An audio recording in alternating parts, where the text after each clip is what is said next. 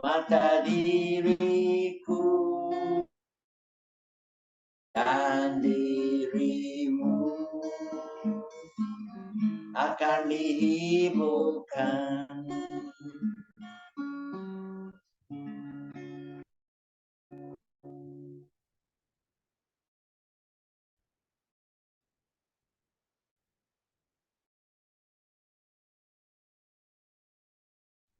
This Maori prayer you may be familiar with. The youth took a line from a most beautiful prayer. Make me as dust. Is this plea from the heart? Make me as dust in the pathway of thy loved ones. This prayer to God. Jim, if you could begin that, please.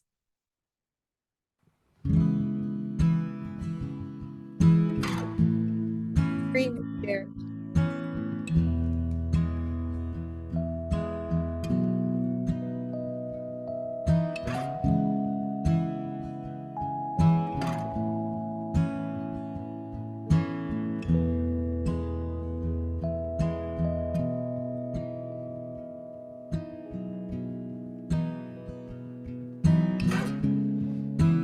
Make me as dust in the pathway of thy loved ones, and grant that I may offer up my soul for the earthly noble by the footsteps of thy chosen ones in thy path, O Lord of glory, in the highest.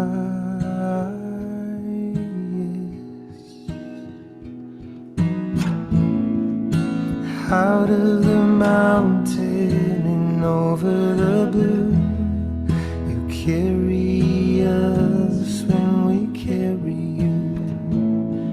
Your Father's calling from across the way, the tears of Carmel filling up the bay. Abdul Bahar.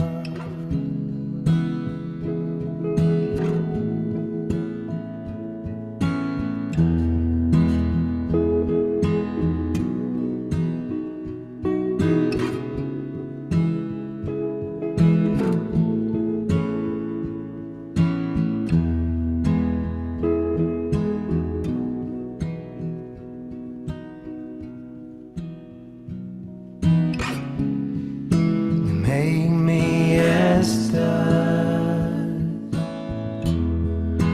in the pathway of thy loved ones, and grant that I may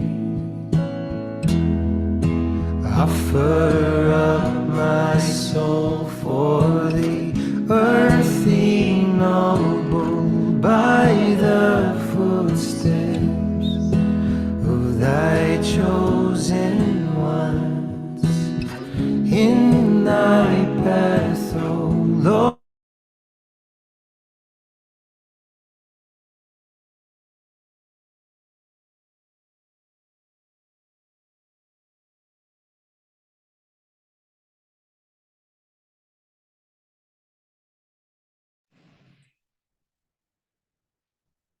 We can't hear that. There is no sound.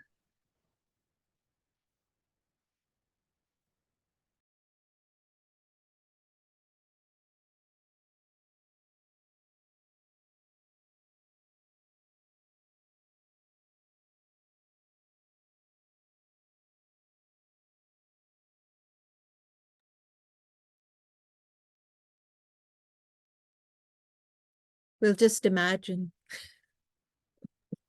I think it's because they muted themselves. It mutes their sound that they're playing. Oh, Jim, unmute yourself, huh?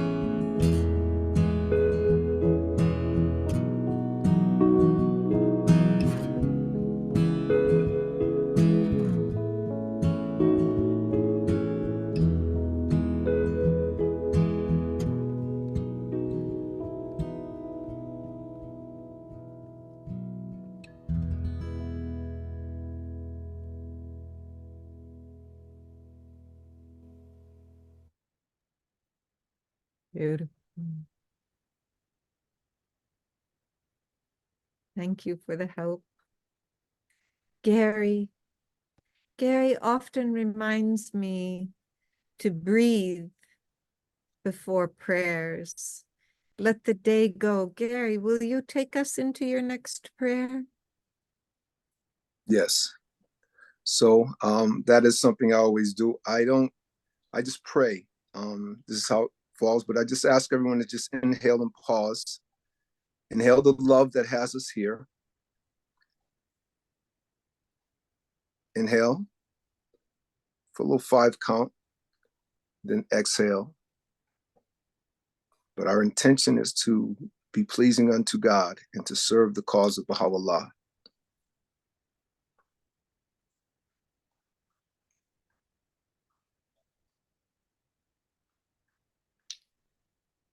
Oh God, make me a hollow reed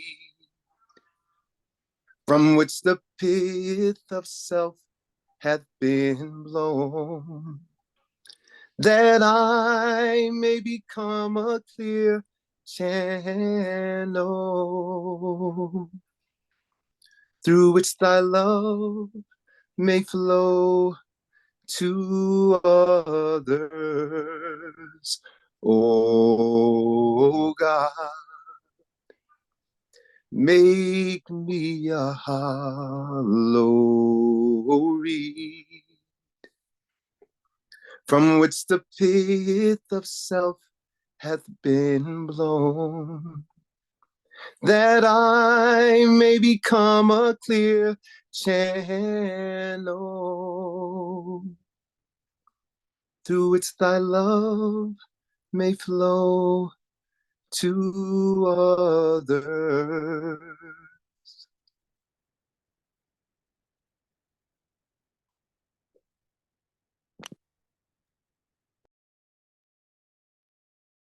Such a simple and profound discipline. Thank you, Gary. What have I done that I can't see your faces? Here we go. So, beloved friends, welcome.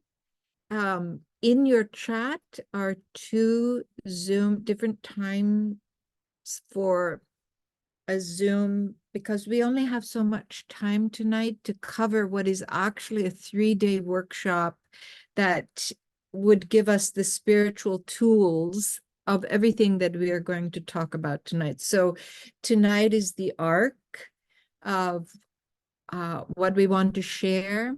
And then these added times that are in your chat are, if you have questions, we'll be available. Our team will answer to the best of our ability. So why this title? Jim, can we go to the next slide? Because this is, and there are very learned people on tonight. And as you know, in the Baha'i faith, there are no clergy, but my gosh, there are brilliant minds. I want to quickly do, and forgive me, an overview of what is the Baha'i faith? Why are we talking about the construction of a divine civilization? So if you will bear with me and not conk me on the head, don't throw tomatoes at me. So if we look at the history of religion as one big choreographed plan of God to never leave his creation alone, and it's one book, we can see different chapters in this book. We can start with, poor Abraham, who has to, we're talking about oral history. We have Hinduism, old religion, whose gods teach us each about a name of God, really. Then we have, in recorded history, we have Abraham, who comes to teach humanity, there's just one God, not the God of thunder, not the God of lightning, not the underworld, just one God. And it takes time for us to wrap our hearts around. Comes and says, you have now, 1,000 years or so later, you know that there's one God. He has laws that you must obey. And these laws are part of every civilized constitution on the face of the earth. Don't kill each other. Don't lie. Size that the ante has been raised from one God. He has laws that we have to civilize ourselves. And in another part of the world, there is a prophet called Zoroaster. His time teaching humanity that not only is there one God, he has laws to obey. He says, will come again.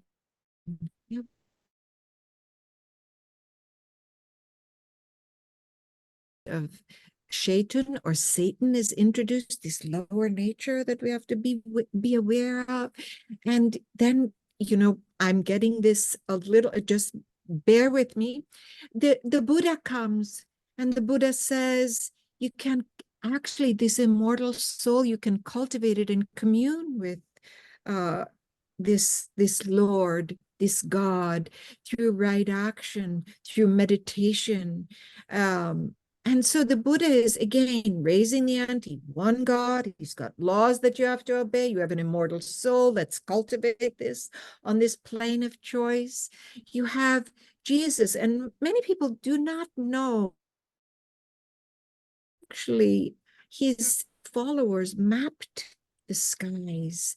And he said, you'll find me again when a new star appears in the heavens. That's not what we're going to talk about tonight.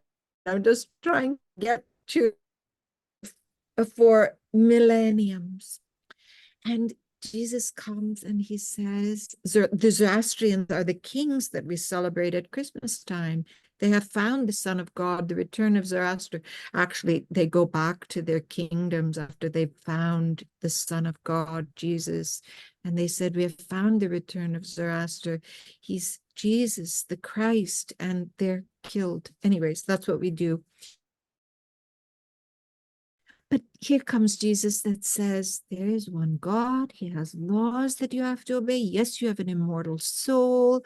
Yes, pray and commune, because we can, these worlds are meant to be as one. But the gods raising spirituality, love,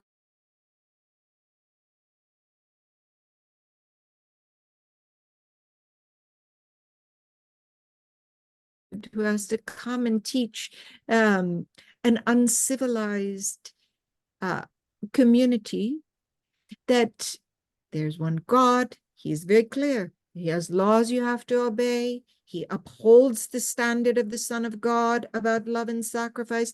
And this is where, you're going to forgive me, the historians and the very learned. He speaks about this next ante, submitting your will to the will of God.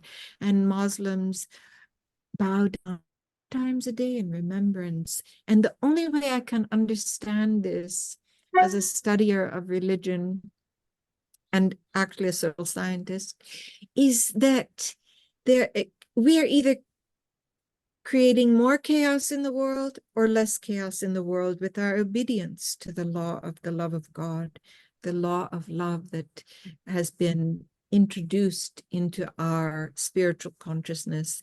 So here we are. This next manifestation of God has come, and he reiterates everything that I have said. This is not Aniela pulling everything together. This is actually, Baha'u'llah writes a whole book. He comes in the 1800s, and he says, it is now time to unite the planet. So love, the highest form of love, according to Baha'u'llah, is justice. And which is why this invitation had this quote from Baha'u'llah where he says that the purpose, the purpose of justice is the appearance of unity amongst men. How are we going to construct a divine civilization without the center point of this word justice? And I want to concentrate tonight, our team wants to concentrate on the capacity to be a trusted soul. So if you could please go to the next slide, Jim. And Heather, would you read the primary mission of this faith, the faith of God? And the faith of God is everything that I've just set up. All of these religions are one book. Heather, would you please read this quote? Sure. Heather, thank you. This evolution in collective consciousness is discernible in the growing frequency in which the word accompany appears in conversations among the friends. Learning is the mode of operation, a mode that fosters the informed participation of more and more people in a unified effort to apply Baha'u'llah's teachings to the construction of a divine civilization, which the Guardian states is the primary mission of the faith. So the primary mission of religion has always been the construction of a divine civilization. This all-loving God always wanted us to be united. Think of parents. We never want our children to be angry with each other or to fight. Who's more loved, who's less loved, who's better. So there is no clergy in the Baha'i faith. There is no hierarchy in the Baha'i faith. There are stations, which we'll talk about. And this is a heavy quote, but I want to go to the next one that will inform this one. Joan, would you read this, please? The object of all the holy manifestations is that hearts would come to know each other and souls become intimate. Oh my goodness. When I happened upon this quote, the object of all the holy manifestations of God, all the great teachers that have brought with them a book and laws and social constructs for us to get closer to this unknowable essence called God, is that hearts would come to know each other and souls become intimate. And we have ruined the reputation of religion, we human beings, because we say, oh, my light is better than your light. Mine knows more. My religion is better. It's just one religion. There's just one God. There's one unfolding religion to a Baha'i, and there's just one human race. And that we happen to be multicolored, multicultured, is like going into a beautiful garden and just inhaling the fragrance of each flower's beauty. So we've also ruined this word intimate. And I wanted to share one thing that I found interesting, is that Baha'u'llah says in a tablet, he could reveal what humanity is most afraid of, but his pain is stilled. And yet social scientists, not knowing that Baha'u'llah says this, they say, they make this observation that humanity is most afraid of intimacy. In fact, we will kill each other. We will argue and divide before we'll get close to this word intimacy. And yet God is asking and saying the object of all these great teachers is that hearts would come to know each other and souls become intimate. Gary, would you please read this? The next quote. You were right, Jim. In relationships among the friends, then this development of culture finds expression in the quality of their interactions. How are we going to, if the purpose of justice is the appearance of unity amongst men, if the whole purpose of this next spiritual revelation is to unite the planet, then there are things we can do and things we must stay away from in order to build a culture that has never been seen, that finds its expression in the quality of the interactions amongst us. So I want to go to some of the things that maybe we don't know what the definitions of intimacy are, because it's been so perverted by religion, by our own egos, by our own little selves. So are our relationships intimate or passive? And Gary, would you take us through this next section? Unmute, Gary. Passivity is bred by the forces of society today. A desire to be entertained is nurtured from childhood with increasing efficiency, cultivating generations willing to be led by whoever proves skillful at appealing to superficial emotions. So passivity, I thought, was a nice word. We're behaving. It's actually not a nice word. Let's go look at the dictionary. The definition of passivity, Gary, go.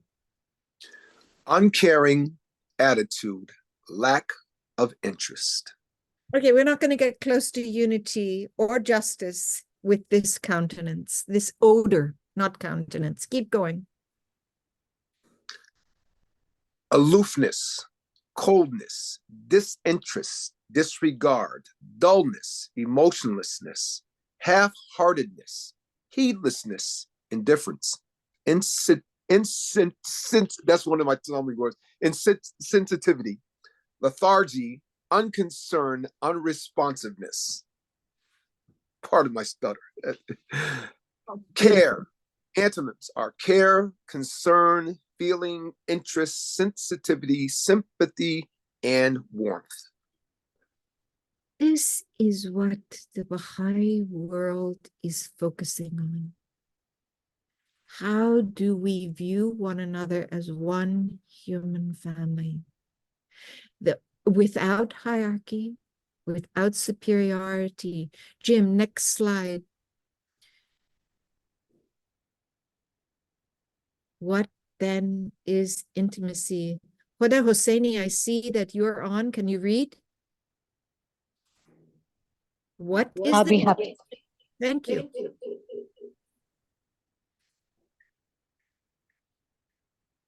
Closeness between people. Closeness between people. Keep going. Affection, affinity, close relationship, communion, confidence, confidentiality, experience, familiarity, friendship, understanding. So, Jim, can you go back to that slide? Synonyms. So, if this is the recognized definition of intimacy, where then are we crossing? There's nothing in here that we have made this word sexual or material. It is actually spiritual capacities that we are learning to walk with one another on this path that is a God divine path of bringing us together into one human family, not homogeny. We don't want everybody to be the same. We want unity and diversity. We want different voices. For instance, at our round table that we're building, where we'll consult together as equals, women and men equal, different colors equal, is the station of the innocent. Children are allowed at this table to move us forward on this ever-advancing civilization. It's called the station of innocence. This next stage at our table is actually 11 to 15. Did you know right now in psychology departments around the world, they teach that this is an insane time? It's actually not an insane time, because MRIs can now tell us it's the only time 11 to 15-year-olds are, the brain is idealistic. It thinks it can do all. And we have to harness that capacity because it moves into then experience. So we're in our round table called humanity is affection, affinity, close relationship, communion, confidence. Did you know confidentiality is part of building intimate relationships that God wants from us? Experience. We need lots of experience with diverse views, with diverse ways of looking at things. You tell me, I tell you. So the spaces that we're creating have to be filled with lots of earning of trust. And becoming familiar with each other's ways, so that we're cultivating friendships that God would smile upon.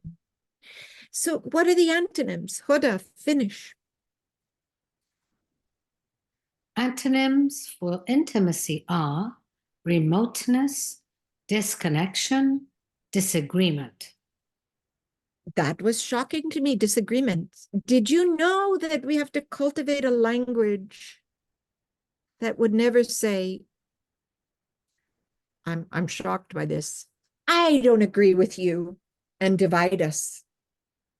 I have to cultivate a language. In fact, sociologists and the Baha'i faith, they're very interesting how scientists are catching up to the Baha'i faith. The Baha'is were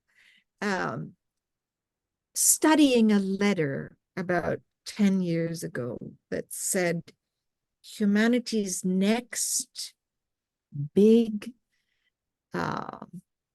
chore is to learn to cultivate a language of encouragement, a language of accompaniment, and a humble posture of learning.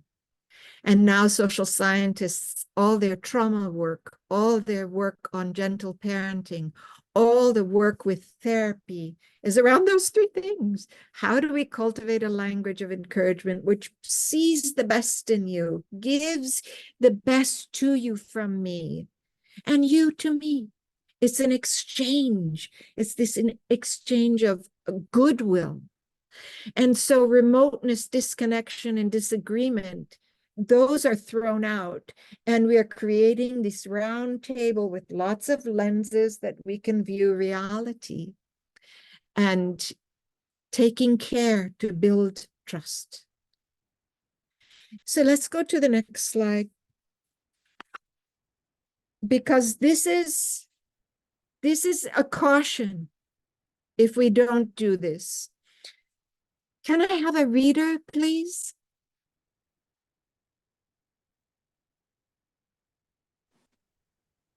I can do it. Oh, okay. Please, go, Jen. If unity is indeed the litmus test of human progress, neither history nor heaven will readily forgive those who choose deliberately to raise their hands against it. In trusting, people lower their defenses and open themselves to others. Without doing so, there is no way in which they can commit themselves wholeheartedly to shared goals. Okay, history and heaven will know I'm doing my best to create trust. This is not Aniela's path. This is the path of God that you and I are contributing to. Trust that we are contributing to. The purpose of justice is the appearance of unity amongst men. We must learn how to get better and better and better at creating roundtables that are searching for justice, that are building trust, building goodwill between one another. and cultivating a language of encouragement, a language of accompaniment. This language of encouragement is reciprocity, right? This language of accompaniment says, I know this, you know this. And so we are passing back and forth this generous sharing of knowledge. But this humble posture of learning is heaven and history watching what we do. Are we contributing to more chaos or less chaos in the world? Are we bringing the temperature of divisiveness down and bringing up this intimacy that we're moving towards? Next, Gary. Let your heart burn with loving kindness for all who may cross your path. I just want to read that again, please. Let your heart burn with loving kindness for all who may cross your path. This is a dictation from God. Yes. How am I presenting myself to you in such a way that you know, I want to love you. Mm-hmm. I want to love you. I want you to feel safe around me. The next quote I'm going to read because I'm going to cry. And this is from God, who says that if I will earn your trust, befriend him, and suffer him to recount the tale of the woes with which God's inscrutable decree hath caused him to be afflicted. If I will hold that space for you, friends, and you for me, so that we might find some tenderness, befriend him and suffer him to recount the tale with which God's inscrutable decree hath caused him to be afflicted.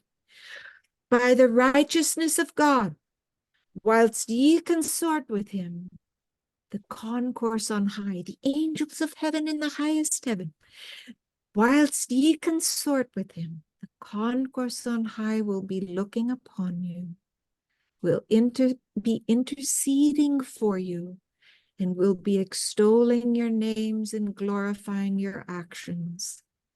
The heavens want us to win, friends.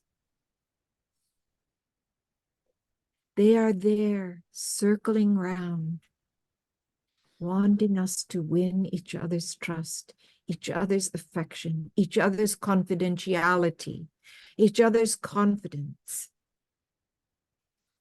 each other's oneness. And I am blown away by this promise from God. Next. So we've, set this up. What then does an environment conducive to spiritual empowerment look like? How do we forge? And this is the word that is used. How do we forge healthy relationships? And forge means to shape by heat and fire. So we're tested all the time, dear friends. Joan, Gary, will you read the next quote? And then Joan, take us through these relationships are characterized by. You'll see when it's your turn. Gary, please. The relationships that bind them are undergoing a profound transformation, bringing into the realm of existence civilization-building powers, which can only be released through conformity with his decree. Again. The relationships that bind them are undergoing a profound transformation, bringing into the realm of existence civilization-building powers, which can only be released through conformity with his decree. And what is his decree? The purpose of justice is the appearance of unity amongst men. His decree is that the embodiment of love now is trust, it's justice. The most beloved in his sight is justice. That your voice matters, your heart matters, no matter where you are on the planet. Your learning matters, your lens matters. There's a generous sharing of knowledge. So, Joan, will you take us through? These relationships are characterized by what? Cooperation and reciprocity. Manifestations of interconnectedness that governs the universe. Detachment from personal benefits and self-advantage. Seeing ourselves as one of the servants of God, the all-possessing. Desiring only to carry out his laws. Love is the most great law. Wealth of sentiment, abundance of goodwill and effort when directed along proper channels. Mutual consultation and sacrifice. Spirit of initiative and enterprise is reinforced by a deep realization of supreme necessity for concerted action and fuller devotion to the common weal. I wanted just this one. Go back, Jim. This spirit of initiative. We are transforming social activism to spiritual activism, not proselytizing, not oppressing people with religion, opening ourselves up to questions, the complexity of searching for truth with one another. Spiritual activists never take a side. We search for truth. We search for truth. We're not passive. We are actively searching for the unity of humankind and building it. We're actively searching for the fuller devotion to the common weal, the common health of the planet and one another. Finish, Joan. Sorry I interrupted you. Obedience to the institutions of Baha'u'llah. Interesting that everything I'm sharing with you is from the institutions of Baha'u'llah. So next one, please. And Gary, would you take us through the outcomes, if we'll do this, the promises of what will happen if we will forge this intimacy with one another? Souls labor together ceaselessly, delighting not so much in their own accomplishments, but in the progress and service of others. Thoughts are centered at all times on helping one another scale the height of service to his cause. Cause of unity. Soaring in the heaven of his knowledge. Working side by side. Every individual taking inspiration from his teachings, irrespective of whether they are counted as believers, to address their challenges. One more time, because this is huge. We work with everybody. We're all spiritual protagonists. Every individual taking inspiration from his teachings, irrespective of whether they are counted as believers, to address their challenges. See ye no strangers, rather see all men as friends. Love and unity can come hard when you fix your gaze on otherness. Love for God burns away all veils of estrangement and division. One of the things that we may have slipped up on as human beings, just throwing it out there, is that in our worship, we forgot that or our relationships with one another, our jobs, our anything we do, our service, that we might have been doing it for each other rather than out of love of God. So everything that I offer goes through my love of God, and then to you, everything you do, your worship, how you earn a living, how I earn a living, is out of my love for God. And then my ethics change. I'm a trusted one. Perhaps. So if we stay in a learning mode, as God has asked, because he has this big book called religion with different chapters of our learning, learning requires that I assume a posture of humility. And I'm going to say something bold. Please don't throw tomatoes at me. You know, God asks three things of his creation, because this is the realm of choice. God didn't make automatons. He didn't create a bunch of robots. He or she, whoever that mysterious force we call God, that unknowable essence, asks for recognition that there is an unknowable essence, a force that loves this creation, asks for obedience to the laws of love, the laws of justice. And the third thing, the only thing that this realm of choice can give to this benevolence, this mercy, capital L, this force of love, the only thing we can lay at the feet of God is humility. It's the realm of choice. We don't say God is the all-humble. We say he's the all-knowing, the all-wise, the all-merciful, the all-patient. So what does it look like? If learning requires all of us to assume a posture of humility, can we keep going? Gary. Become forgetful of self. So I'm ever listening.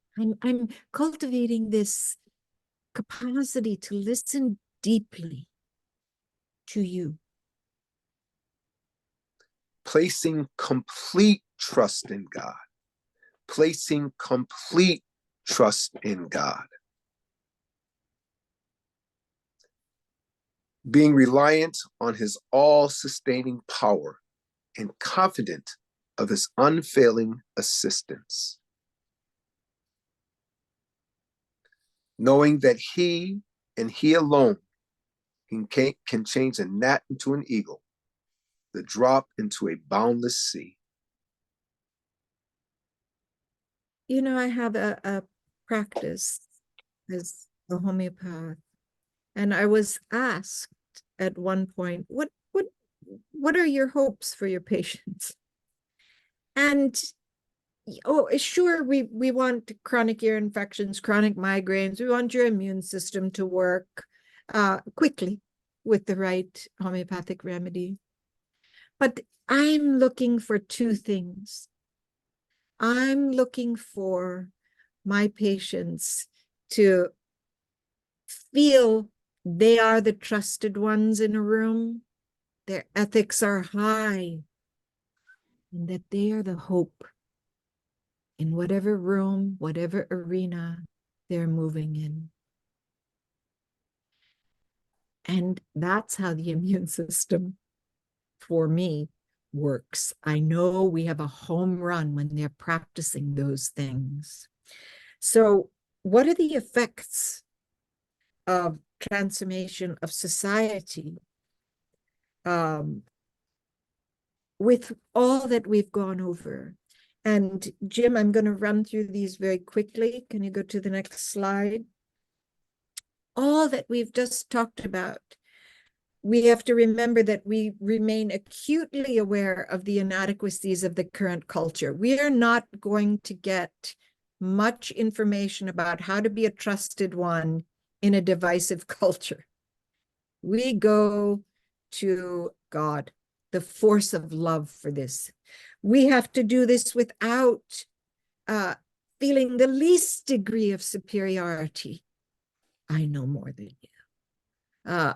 It's an odor, and you know when you're in the presence of it. How do we change it? Being the trusted one in the hope, change odor to fragrance. And we cannot assume an air of secrecy or aloofness about the current culture. We have to get right in there and be the hope. But there are habits of thought we have to overcome. And this is, and the other thing is we can't adopt an unnecessarily critical stance towards society. It's our human family that's suffering. It's we're all one family. We don't have favorites.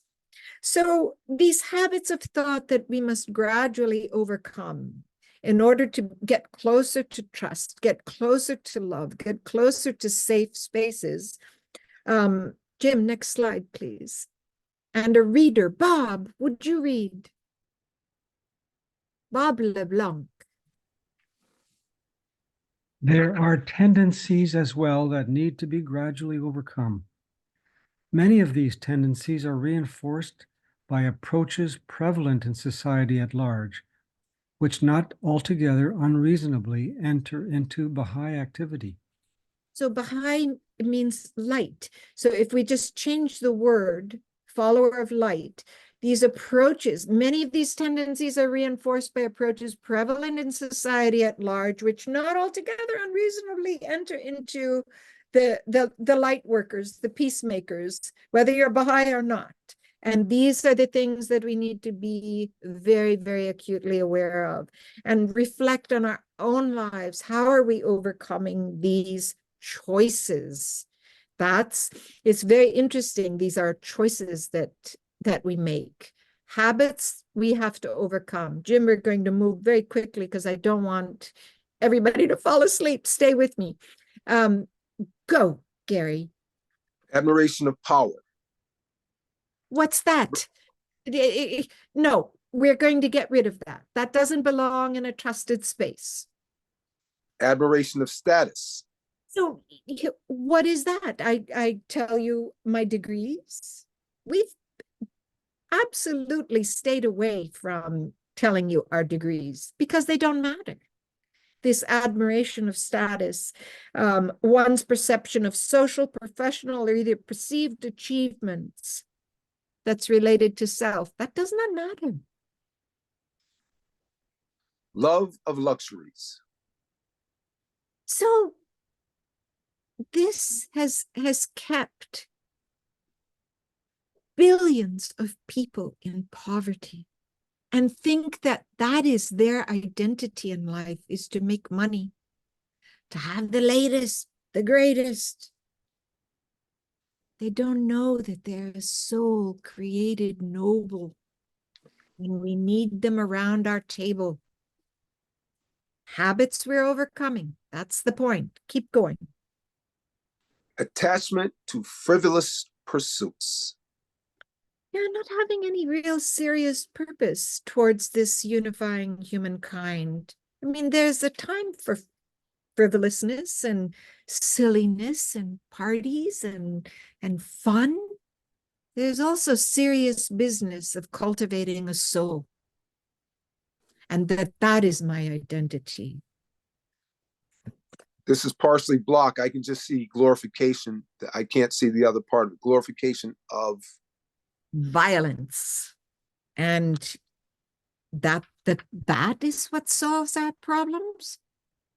I'll bomb you, you bomb me.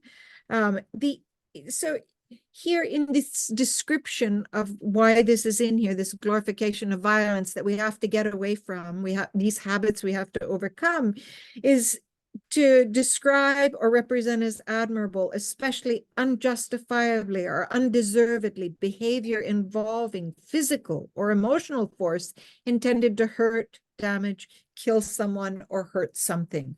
So we need to move away from this reaction, and we're choosing response because we want trust in the space.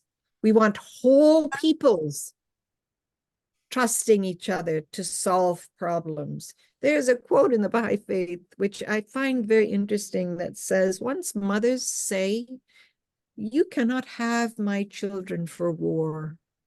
Figure it out. We'll have world peace that moment." That moment. Obsession with self-gratification.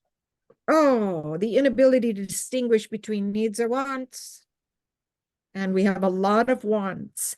It's a thought that continually preoccupies or intrudes on one's personal mind and drives them to satisfy that obsession.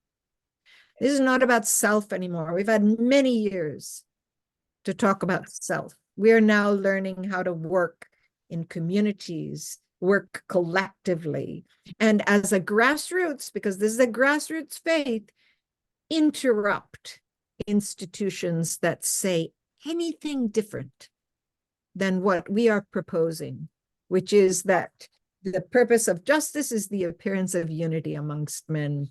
And how do we interrupt that? We interrupt it in our own little villages, our neighborhoods, our relationships. The indecencies, the vices, the false standards. Yeah, no less pertinent to the success of this enterprise is the implications of modesty, temperance, decency, and summoning all of us to a new way of looking at one another and behaving with one another. All-pervasive materialism. Needs no explanation. Self-righteousness. So we're going to close with this next portion and open it up to questions. You have been so patient and really very generous that you came into this space, dear friends. I want to close with these loving assurances from God, from the holy writings of the Baha'i faith, that says, if you will do this, friends, if you'll do this, look what will happen. Look what the promises from God. Gary, will you read this? Whoso maketh efforts for us in our ways, we shall assuredly guide him. Remember that quote before? Befriend him and suffer him to recount the tale with which God's inscrutable decree hath caused him to be afflicted. Listen to each other. Listen to the paths. Listen to the traumas we've had to endure to get to wherever we are. And if we do that, God promises he'll circle around us with angels, inspiring us, extolling our names. I take these things literally, perhaps shouldn't, but I do. But whoso maketh efforts for us, for this unity in our ways, we shall assuredly guide him. We're never left alone. Heaven is interceding for us, dear friends. And this next quote blows my mind. Feroz, will you read it?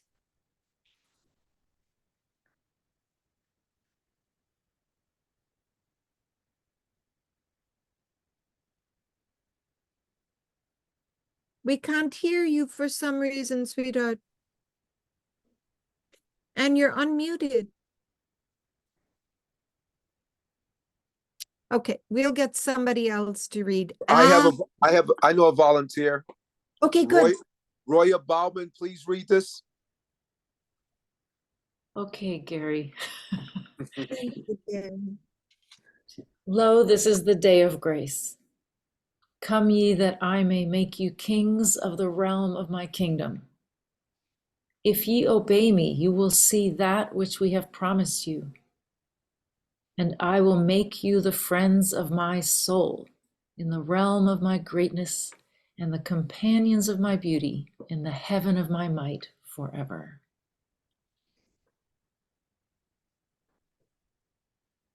Please, dear Roya, will you read it again?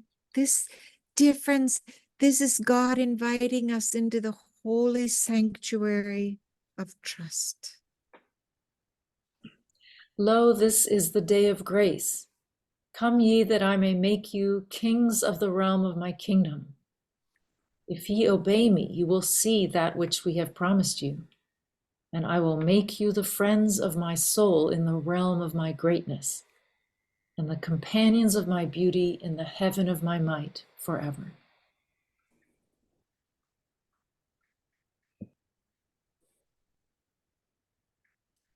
Next slide. And we'll close with this. There's a word here, that a phrase you may not recognize. Abdu'l-Baha means servant of glory. O ye friends of God, you and I and everybody else on the planet, O ye friends of God, show ye an endeavor that all the nations and communities of the world, even the enemies, put their trust, assurance, and hope in you. That if a person falls into error for 100,000 times, he may yet turn his face to you, hopeful that you will forgive his sins, for he must not become hopeless, neither grieved nor despondent.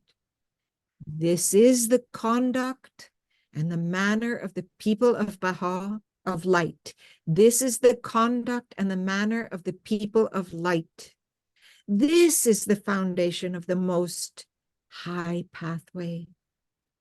Ye should conform your conduct and manners with the advices of Abdu'l-Baha, the servant of God.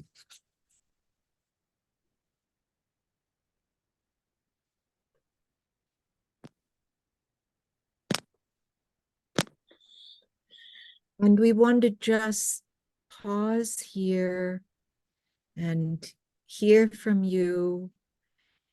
And if you can do it, which is difficult, in a minute or less, share what you're feeling. How do you feel from this? And maybe we can just bounce from soul to soul to soul and create an even more beautiful garden. Thank you, thank you, thank you, dear friends. So we're going to unmute everybody. You're going to be on your best behavior, and we're going to pop and share what we're feeling. You can raise your digital hands as well. If you don't have access to it, just put your hands up and we'll try to. Gary, you got this. So digital hands, please. Or raise your hands if you don't have access to it. Anyone that would like to share. Okay, we have Joni and then Daniela. Well, Aniela, first of all, thank you for such a beautiful presentation with just the thoughtfulness that you've put into each word and each slide, and your enthusiasm came out so beautifully, like purity.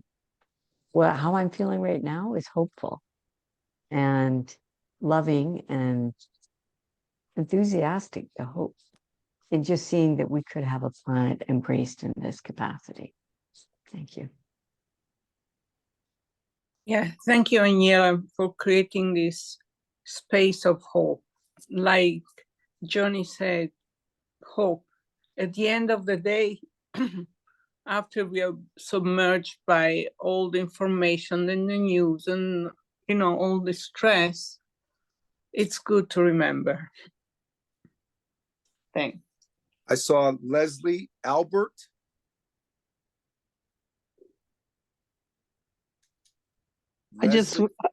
Sorry, I had to navigate first.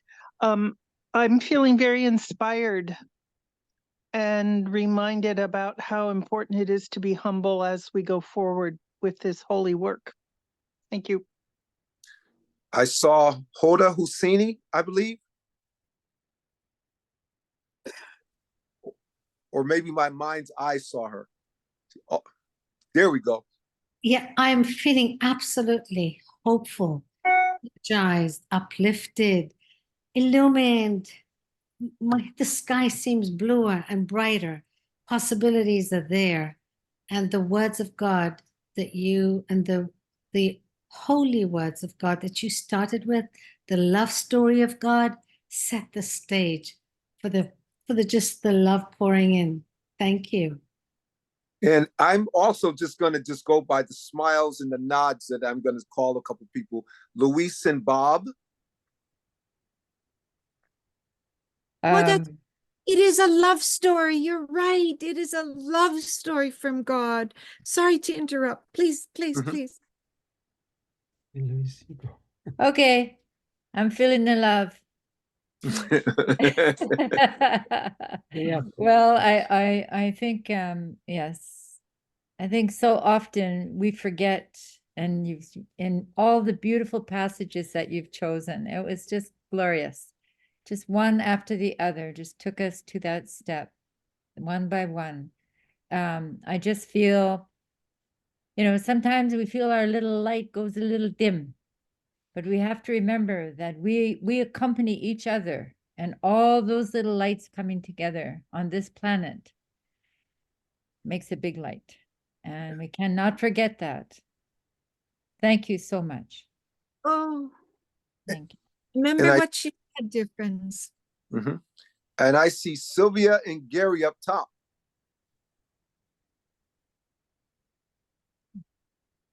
Yes, this is certainly the essence of what I became a Baha'i for, and you were able to capture that tonight. It was extremely moving and very touching. Wow. And a quick question, is it possible to get a copy of your presentation? This team, Jim and Gary, my beloved husband, Miguel, who's on, this is everybody's. Of course, we'll send it to you. I don't know about a recording because I'm not good at recordings. I'm a tech, just not tech savvy, but if you will give Farouz your email, we'll send the slides to her, and then you can take it and run with it and do what you want. And Heather, you have your hand up. Sure. I found this to be really a very simple but deep, gentle and loving reminder of who we should be.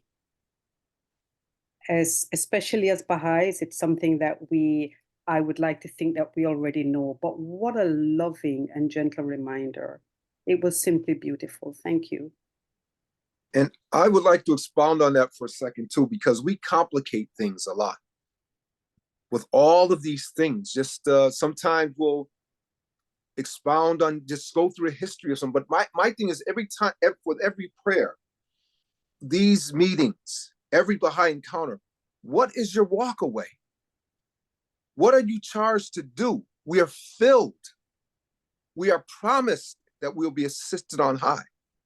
The prayer that I chant at the beginning, that's my daily prayer throughout the day. It's not just a thing of chanting. I strive to live that every day. So I always ask in these spaces, what is your pith? He says, the pith of self hath been blown, that I may become a clear channel through which thy love may flow to others. What's your pith? Is it your status? Is it your degree? What is it that's stopping you from seeing every soul that you pass as a noble being? You know, the ones we pass by that might be on an island with a sign that says, I'm hungry. or whatever. Someone just different from the way we, how is that you pass? Because that's the abode of God you're passing by. That's in that heart. That's still a space where God dwells. But we let all of these things, I had some notes, the veils of estrangement, the veils of division. But make this personal and see what that is. And it's some work, because we got to go against the grain of how we've made our way through this plane. And it's giving up a lot. But every manifestation of God gave up everything. And here we're sitting in the luxuries of our home, a roof over our head, whatever. They dwelled in caves, in prisons. The manger was nothing romantic. It's a place where animals was in the dead of winter. But we romanticize all of those things. Abdu'l-Baha, the journeys through the snow and flipping fleas of mats full of fleas. And we sit here in our luxury and we can't go outside because it's too cold. Or we can't do this because of whatever. So take this, invite this to the spirit and say, what is my charge? Am I gonna, the person I probably walked by 1,000 times today, that might live in my building next door, I'm gonna extend some kindness. That's the pathway to love. And it's easy. I don't have a lot of money, but I got a whole lot of love. I'll never run out of love. And I can love and be kind to anyone. Forgiveness, love, and kindness, it doesn't even belong to us. It belongs to God. Who are we to withhold it from other souls? And I saw another, Roya, I saw you and then you disappeared. And I also see G per, I want to say your name right. Paramal. Can I hear something from you, sir, please?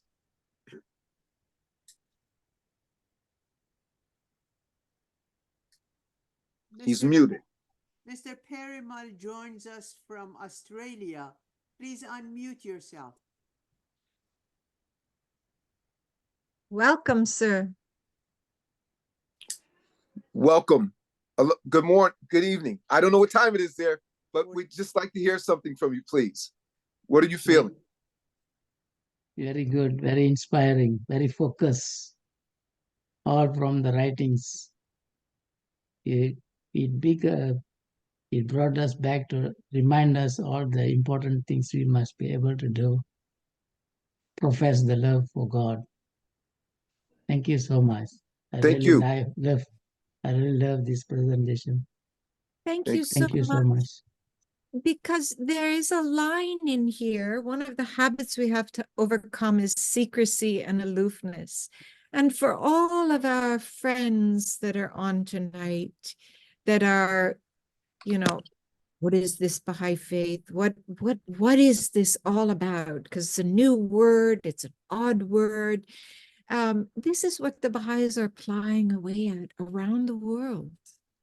And so and as I said earlier, we've set up 2 alternative spaces tomorrow and Saturday. If you have questions, you're investigating this faith, as is your right to ask all kinds of questions and put us to the task, you can come to those spaces. We'll be open if tonight you have to leave.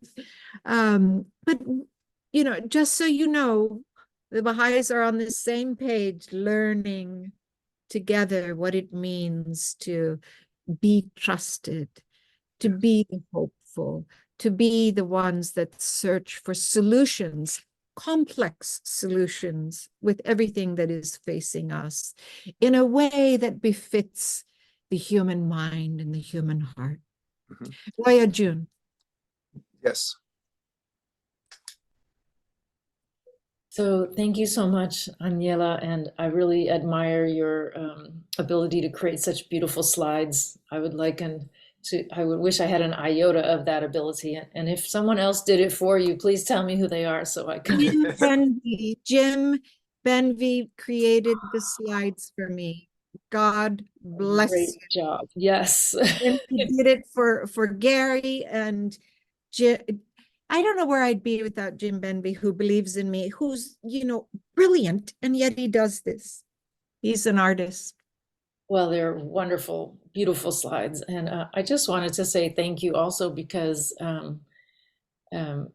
it's an excellent reminder of how in our daily lives and our daily interactions, we have to strip away the veils that separate us from other people, and how hard that is, whether it's culture or assumptions you were raised with, that your family taught you, that you brought with you from the old country, that you inherited, prejudices, traditions, identities, titles, status. We have to strip away every single one of those things and just commune with other spiritual beings, which is everybody, on that intimate one-on-one basis, or at least be open to it, show that you're open to it.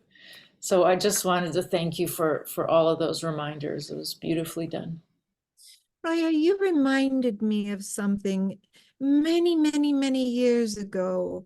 My beloved husband created he trains actors, and he created an experiment where half of the actors are blindfolded and the other half have to be the guardians of the blindfolded actors, and they weren't allowed to really talk. They just had to get into their bodies and feel and sound, and because we've forgotten how to play, and that, as you can see, we talk with our bodies, right? But anyway, he shared something extraordinary with me, and I have never forgotten it, and I use it in my practice. When they came back together, the actors came back together with this experiment, and they were sharing. The witness, the one who was watching his, guarding so that the blindfolded one didn't hurt themselves, the witness said, "Oh man, you were really angry." And the blindfolded person said, "Oh no, I was hammering." So we make assumptions that we need to ask more questions about, because the cultural, the color, the path, the everything, all these different training that we have had, that we bring to a space, we may be misinterpreting. So the asking of questions is really, really, really important. So thank you for helping me with that, Roya, and letting me share that. If it's valid, it may not be valid to you, but I think we need to get better at hearing stories and not judging the story, but actually tell me more. And speaking of your husband, he's there. Could we hear something from him? Michael, would you please share? How did you feel, Miguel? How did I feel? It sounds like I missed just a glorious presentation. Unfortunately, I'm coming in from work. And I just love hearing everyone's comments, and a bit envious that I missed it, but it sounded absolutely beautiful. And sitting down and the screen opening up, it's that I'm seeing many old friends and so many new faces in such a large group. And what's in the things that were said, that I heard said, and just in these, again, these beautiful faces and voices, is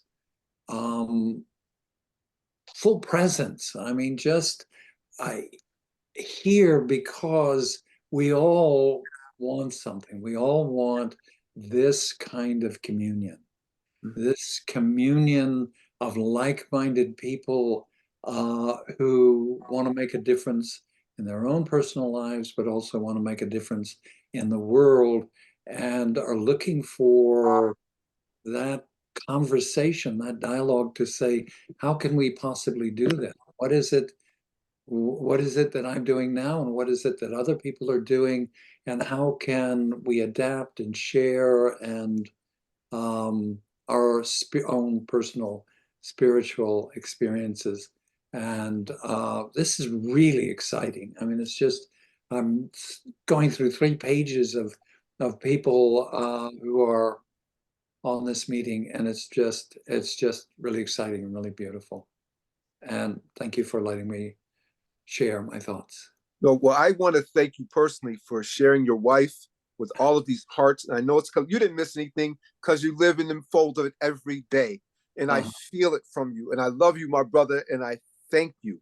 Thank you. Too. Thank you too. Thank you. You too. And I have some men from Texas. Yep, I'm calling you out. Tara, number 9, you're on deck. Some men from Texas. Aloha, everyone. Aloha. John. Thank you so much for the wonderful presentation. And I'm a little bit under the weather right now, so that's what I covered my face. But it was just wonderful. And as a lot of people said, it just makes me aware that I'm not doing enough. I have a house, you know, I have a car, I have neighbors. I just need to go out and invite them to my house and have more devotionals, more children classes, more junior youth classes. And we have this jewel, Baha'u'llah's message, in our hand.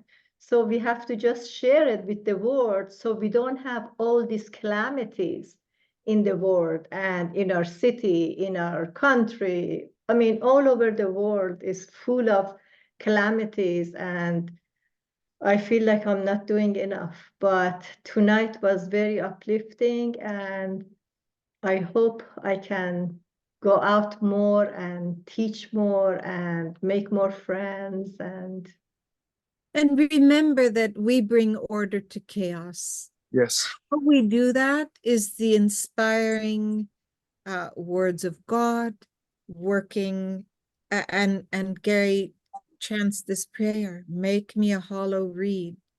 So don't underestimate the celestial help, Siminjun. And remember the promises.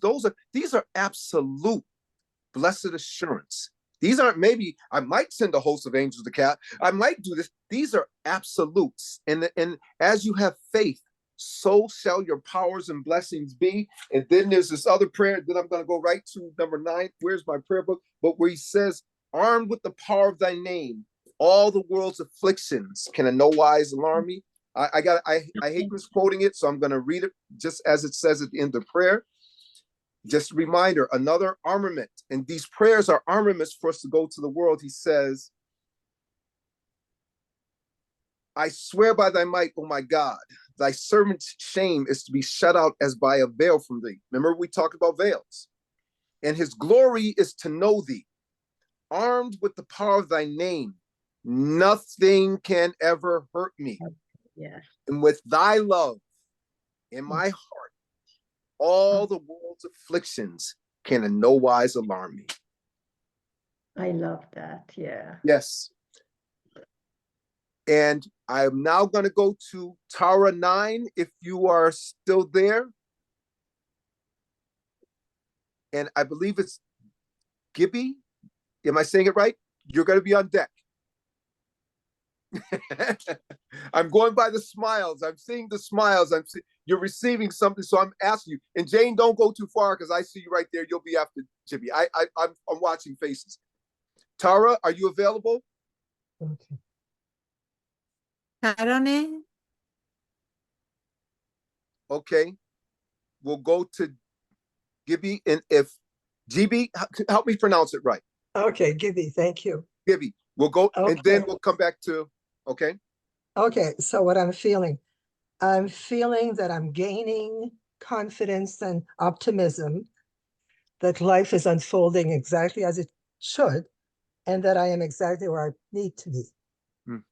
So if you understand what I'm saying. Yes, thank you. Thank Yes, you. thank you. And But we get okay, ahead of ourselves by predicting the future, which is impossible. Or we take information from the past and bring it into the present. Gibby, beautiful. Stay here, stay here, stay here with this loving, holy soul of yours connected to God. yes, yes. We had Jane, then Hoda, and then Leslie Albert. Jane? I really appreciated that you gave those definitions of words that I know, that I hear all the time, but they had such richness because you took the time to spell those simple things out. That really helped a lot. It had so much more impact. So thank you for that. I'm also very uplifted. I told Aniela earlier, I went to see Bob Marley's movie yesterday, the movie called One Love. And I used to have a lot of friends who were Rastafarians, actually in Texas. And they taught me about I and I. And they mentioned that in the movie. Instead of saying you and I, they say I and I, meaning we're equal. So the unity really impacted me in that film. The other part of it was it showed civil war. I have never lived in a true civil war. Some of you on this Zoom probably have. And when I was watching it, and it showed the two people with very light skin who were the people in power in Jamaica, and they were opposing one another, causing a civil war. And then you saw a little 5'6" Bob Marley standing between them, wanting to speak about the unity. And I left feeling fear for a civil war because I feel we're close to that in many places around the world, and in many places they have a civil war. And then, so I entered this talk today and you gave me the hope I needed. So thank you. Thank you. Hoda, and then Leslie. I think Leslie was before me. Okay. Okay. Leslie, I apologize. Okay, it doesn't matter to me. But I was struck by your suggestion that when women refuse to send their sons to war, we can stop it. Because that reminds me of the Lysistrata story in Greece, supposedly. I would love to feel that I could exercise this power sooner than later. And since Baha'is are not supposed to take political sides, and I guess that means not run for offices either, because I feel like we need to get a lot of women up in these positions if we're going to ever exercise that particular form of decision making. And I invite any comments about that. You know, we are coming into our time. Baha'u'llah says this is the age of the feminine. And maybe this question, if you can, look at the times that are available for these further investigations about such a comment. You could join us and we can be, you know, I don't like to talk in sound bites. You deserve something fuller with that question because it's a powerful question. Yeah. And just look at the times, see if they work, and let us know. And we will do our best to bring you concrete quotes and also explore what the heck does that mean if we've entered the age of the feminine. We've done everything that we can do with masculine skills. And maybe, here I go off on a tangent, perhaps. And we bless men for that. We bless the masculine for all that we've been taught. But what does it now mean to raise little boys with gentleness, and mercy and compassion. What will that look like when we train little girls in assertiveness and all of the things that have derogatory connotations, but are every human soul's right to acquire the names of God, which is the all-merciful, the compassionate, the just, and so on, Leslie. So I would want to give you a proper answer, and I talk too much. Gary, go. Leslie, is that all right? Yeah, great, thanks. And Jane, your hand is up again? Was Hoda. Oh, my fault. But I wanted to answer to Leslie just quickly. Read the life of Phoebe Hearst. She's the mother of William Randolph Hearst, and she became a Baha'i and learned that she was to work on the advancement of women in society. Her husband was a senator, and she personally didn't feel that working in government was the way to do it.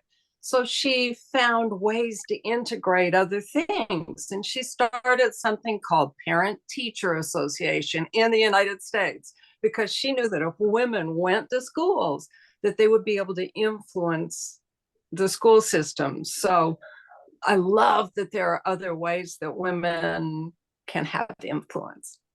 Thank you. I apologize for that, Hoda. Hoda, you're up. My beautiful friend Aniela, that I also call you Contessa. I love you so much. Love you, Hoda June. You said something, one of the slides that you shared, it really, well, all of them were absolutely beautiful and profound words. What was the question? Are our relationships intimate or passive?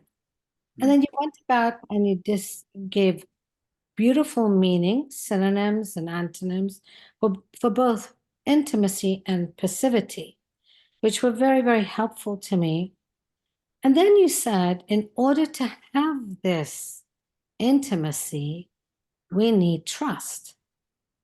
You see, you can't build a relationship without the foundation of trust. Any relationship, husband and wife, son, mother, daughter, neighbor, at work, a community, a country, unless there is trust. So I just looked up, what are the 4 basic elements, the columns that hold up trust? And one of the most broken trust in America is the relationship between the black and white in America, the racial divide that exists, the polarization that is there. So I just want to kind of just say, the 4 things are here: competency, consistency, integrity, and compassion. So competency, I trust you to do the thing right. That means if you're going to talk about the issue of race, do it right. Know the history of America, know the foundations, know what are microaggressions, know what is the language of the current, know the exigencies of the time in which we live, and center our deliberations on its exigencies. Know how, for example, people in African Americans are adversely affected in jobs, housing, education, and healthcare. Don't deny, don't minimize, don't turn it around, don't blame African Americans for their plight. So competency is so important. Second is consistency. I trust you to do the thing right over time. Don't just do it one time. Don't just show up at one time. Be there daily, weekly, show up in Zooms when it matters, speak up on a regular basis with competency, of course. Third thing, integrity. I trust you to do the right thing. That means don't seek the approval of others because you're too concerned about ruffling feathers, or you're too concerned about sounding too political. You're too concerned about making sure you have too much tact, but you sacrifice courage and justice in the process. So integrity, I trust you to do the right thing. And the last thing is compassion. I trust you to do the right thing for someone because you care about them as a human being. Not because it looks good, not because you're going to get any brownie points, not because it's because it's the right thing to do. Because like you said, the next stage in the evolution, the human consciousness, is the coming together of all humanity. The fundamental purpose animating the faith of God in this religion is to safeguard the interest and promote the oneness of the human race. I want to preface everything that you just said, Hodajun. You and I have been at this for a long time as a teaching team, is a quote from God that says, truthfulness is the foundation of all human virtues. There is something about trustworthiness that we cannot build a house on untrustworthiness. So if we listen again to those definitions of trust, there are many virtues that buttress this trustworthiness, this truthfulness. It's kindness, it's compassion, it's consistency, it's falling on our face and getting ourselves back up and doing it again, seeking forgiveness when we've hurt. And this seeking of learning how to commune with each other. How do we do it in a way that you feel safer, more empowered? You feel, Gary uses this word, that you can exhale in the space.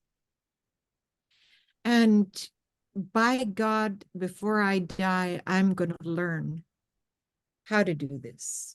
So thank you, Hodajun.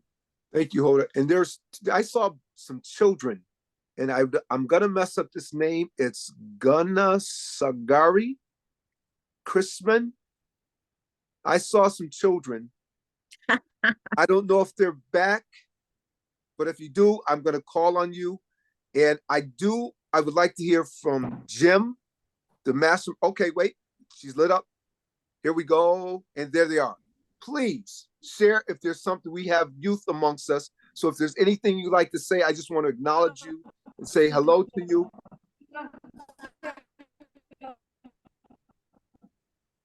Mrs. Ganasagari, would you like to pray the children to say a prayer at the end of the fireside? Hello. Can the children say a prayer at the end? Yes. Okay, at the end, we're going to have you say a prayer, okay? Okay. Thank you. Okay, I want to go to Pina, Delphin, and then I'd like to hear from Jim, the mastermind behind the slides. Pina?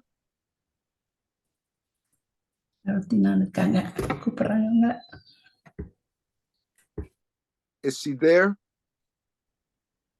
Okay, Jim, there we go.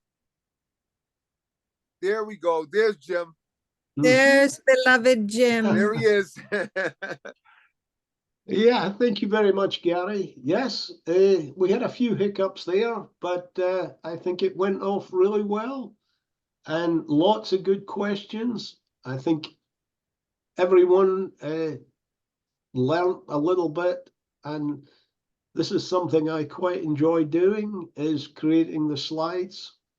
It's real fun for me, so I'm always happy to do that for people. And it's good to be appreciated, but I need to avoid getting too caught up in that.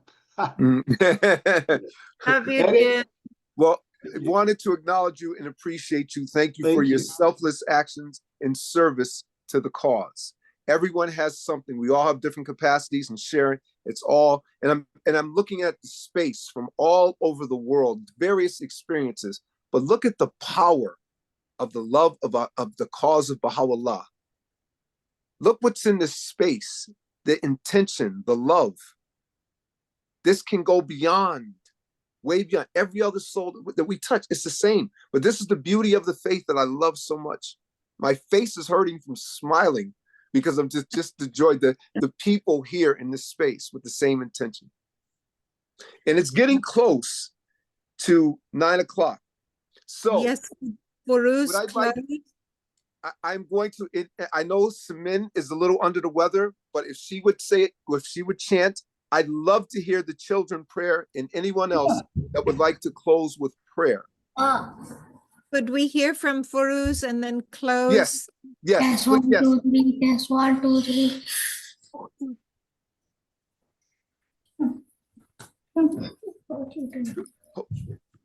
Hold on 1 second. Firuz, do you want to say something? You're muted. I don't know. Okay, now I can hear you. Now I can hear you. Let's the family Ganasagari say their prayers first. Okay, okay. Thy name is my healing, oh my God, and remembrance of thee is my remedy. Nearness to thee is my hope, and love for thee is my companion. Thy mercy to me is my healing, and the succor in both this world and the world to come.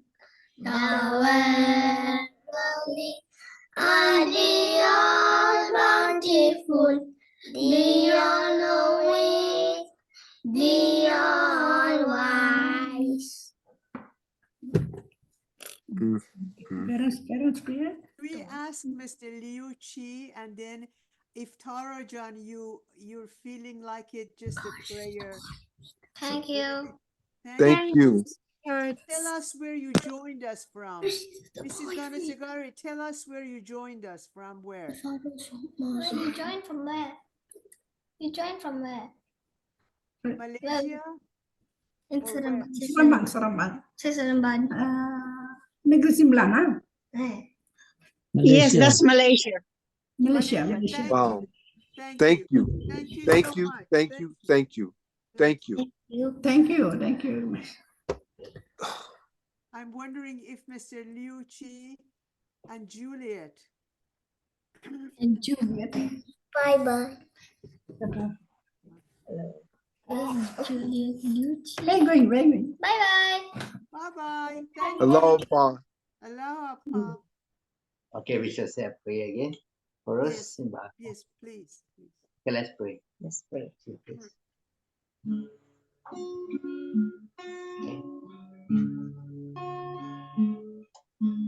Adakah penghalang kesukaran selain Tuhan? Katakanlah, terpujilah Tuhan. Ya Tuhan, semua hamba-Nya dan semua tunduk pada perintah-Nya.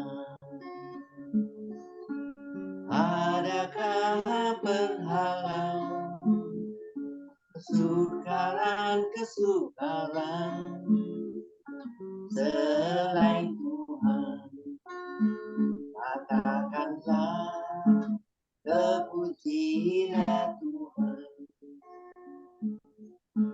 Ya Tuhan, semua hamba-Nya dan semua tunduk pada perintah-Nya.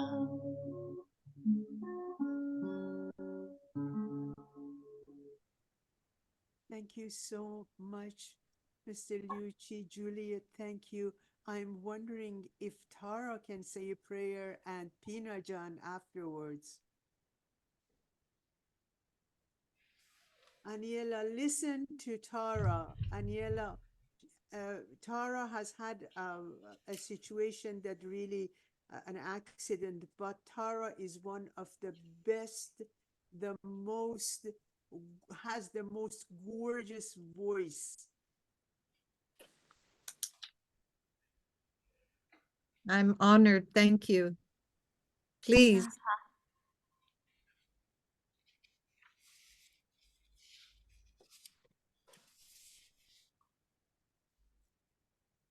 This is a hidden word number 70 if you have a chance to read it in English.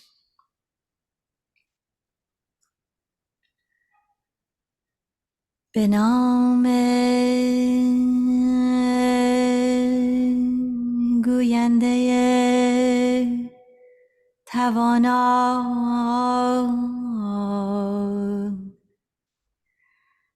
ای پسرش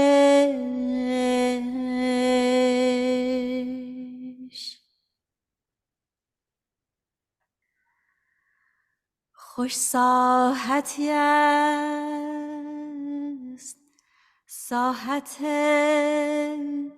هستی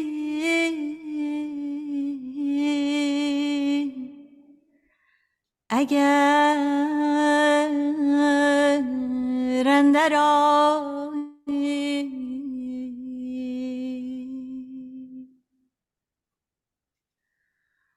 و نیکو بساطی است بساط باقی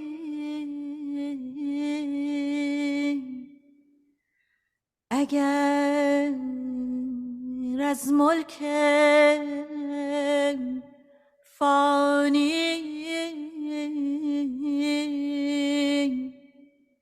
برتر خرامی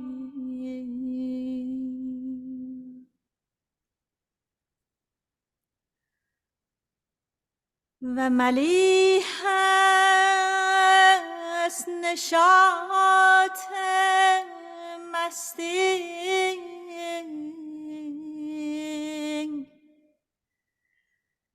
اگر ساغر معانی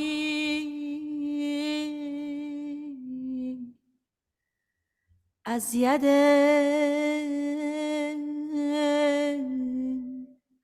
غلام الهی بیاشامی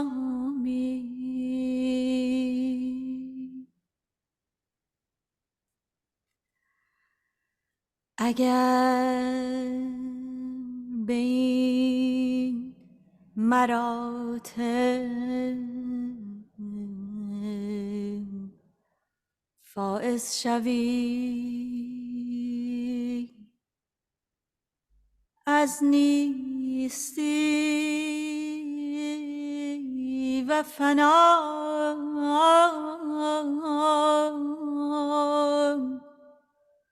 و محنت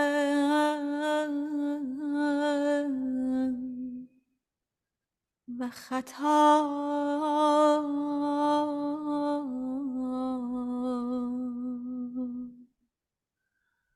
فارغ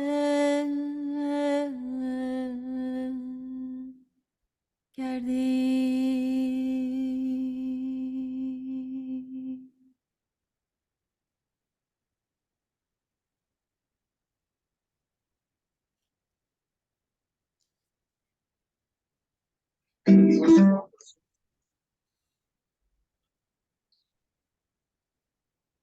So beautiful prayer. Thank you so much, Tara Joan. With all this inspiration, the words of God is really make us shining and so happy. And I am reminded of the hidden words that I try to put to tune. O Son of Man, rejoice in the gladness of thine heart, that thou mayst be worthy to meet me and to mirror forth my beauty. I believe we are in such joy that we are worthy to meet him. O Son of Man, rejoice in the gladness of thine heart, that thou mayest be worthy to meet me and to mirror forth my beauty.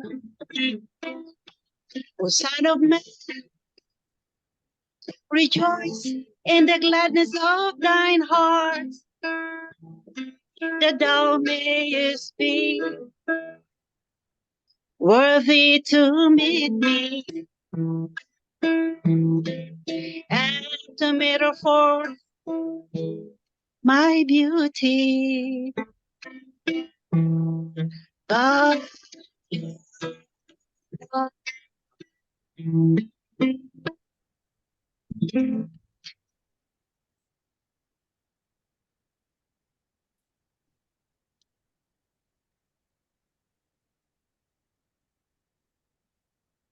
Mrs. Ganasagari, would you like to say a prayer yourself? No? Next time.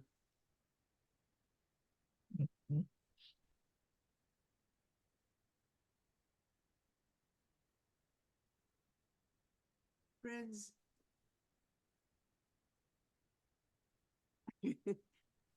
I left, no, pardon me. I left a message in there for Tara and people that chant. I mean, this is such a, I just feel the presence of those, that host on high that we were promised, that fulfilled the space. And I just hope, well, I pray that, well, I know that everyone in the space is receiving this. And this is a fuel, this is a charge. This is the epitome of love. There is such love in this space, and everyone that contributes, just your presence. And I you know, we just wanted everyone, there's participation in just being, but again, the children, everything about this, if you just pause, inhale this love. This is fulfillment of the promises that we were promised that happened over these last couple of hours.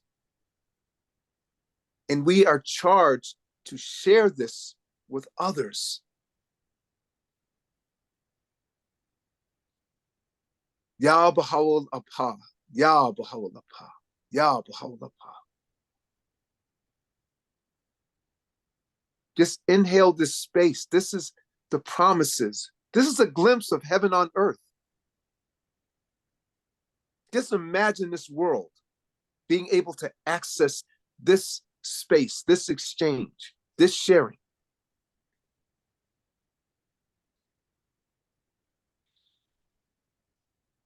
And with that, I just thank everyone from the core of my soul. I put my information and it's, well, that's my email there that's on the screen, but I'm gonna pause there. I love you all and I thank you. Love you, Gary. thank you so much, Gary. Appreciate it so much. I don't know how to thank Aniela, because Aniela is the host, the owner of the whole thing. Aniela is the God. So, yeah, that's a hard thing. Yeah, I agree. Michael, don't worry. We're sisters. I can say things to her. She understands it. So this is the first time after 4 years that I did not have the opportunity to introduce the speaker.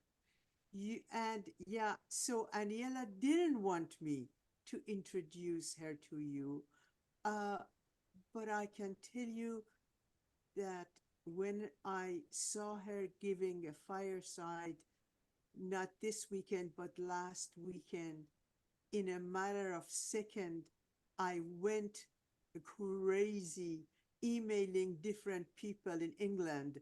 Do you have Aniela's email? And then somehow I had to go and find her email in the strangest way possible. I don't get into it. And all of a sudden she sent me an email herself. And it was full of love and everything else that you just witnessed today. And we immediately became sisters. And now, Michael, you're my brother too, by virtue of the fact that Aniela is my sister. Thank you. You're You welcome. too. Thank you. Please, we have to thank Gary because he's my teammate, and Jim, nothing's possible in terms of beauty without Jim making everything so accessible for us. But Gary, I love you.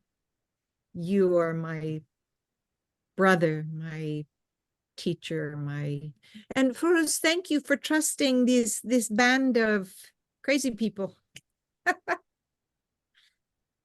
And I'd like to say thank you to Michael and Aniela for loving me. Jane, there's just a team of people that just surrounded me, and so this is family. So I just have to thank you for mentoring me, loving me, and just loving me. So thank you, Jane. You know, everyone knows it. I see so many Hoda. There's this again, this space. So I just the same name, just the space. But I'm just humbled and grateful. So thank you again. Ya Baha'u'llah Pa. Ya Baha'u'llah Pa. Gary, that's such an easy thing to do. To love you and appreciate you and honor you. And thank you, Jim. Thank you, Jim. Brother, Yes. my longtime brother. Yeah, I finally have somebody I can bounce things back and forth. Here's Thank you, Michael. my teammate. We're all teammates. But if there's anybody here that wants us for these dates that are in the chat, let us know. And for us, my angel, Jim will send you the slides and you can send them to Yep. Yeah, it's fairly large. It's about 70 meg, so I will have to put it on Dropbox. But if you send me your email, I will go in and allow you access to the Dropbox, and Jim, you'll be able to download it. Jim, I sent you an email asking for Aniela's email. Jim is the one that found. Yes. Oh, Jim yes. is one of the people. You Yeah. have my email. Okay. Would you like me to send you it? Okay. Yeah, sure, but I don't know how to send it in a Dropbox for others. There are 200 people that I'm sending these invitations to, 195. So let's find a way that I can handle it too, if possible. Yeah, we'll certainly do that. Okay, then. Thank you, Jim. Thank We you. appreciate it. Thank you. Thank you. Everyone, thank you. Stay blessed. Call on them angels on high. We love you. Allah Pa to all. Allah. Thank you, Gary. Thank you, Jim. Thank you, everybody. Thank you. Thank you, Forrest. Thank you. Wonderful. Forrest. Bye-bye. Thank you, Joni. Thank you so much. Pina, thank you. Gibby, love. Thank you, Joni. Did we hear from Joni tonight? Yes. Did we hear from her? Yes. Okay. All right. Just making sure. Yes. Thank everyone. Thank you. And Heather, thank you. Love you, Pina. You're welcome. Love you. Luchi, Sin, Allah Pa. Thank you. Allah Pa. Love, thousand love you. Yes. Thank you, Tara, again. Tara, I sent you my information. I sent you my information too. So thank you, Tara. Thank you. Thank you. Thank you, Okay. everyone. I Thank miss you you all. all. Sorry for a few weeks or months I was not here. I miss you all. I give my love to you all.